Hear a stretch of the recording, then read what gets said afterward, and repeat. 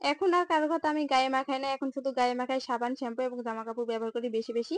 তো আসসালামু আলাইকুম সবাইকে। সবাই কেমন আছেন? আশা করি ভালো আছেন। আপনাদের দোয়ায় এবং ভালোবাসায় আমরা অনেক ভালো আছি।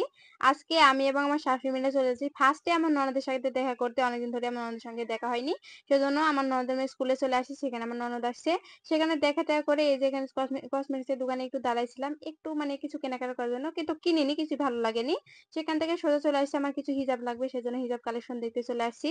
আমি আবার মানে সবকিছু কিনতে পছন্দ করি। আমার মতন কে সবকিছু কিনতে পছন্দ করেন অবশ্যই জানাবেন। আর মেয়ে মানুষ হলে তো সবকিছু কিনতে তো পছন্দ করবে না কেন? মেয়ে মানুষের জামা-কাপড়, কসমেটিক্স এগুলো তো হলো একটা ইমোশন, তাই না? যেমন ফুচকা খেতে ভালো লাগে তেমনি জামা-কাপড় পরতেও ভালো লাগে।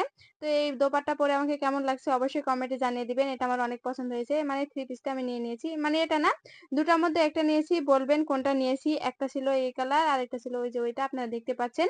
তো সবাই আমাদের জন্য বেশি করে দোয়া করবেন যেন এভাবে জামাকাপড় বেশি নিতে পারি। তো আজকের মতো বিদায় নিচ্ছি। সবাই ভালো থাকবেন, সুস্থ থাকবেন এবং আমাদের ভিডিওতে লাইক, কমেন্ট, শেয়ার বেশি করে দিবেন। আল্লাহ হাফেজ সবাইকে।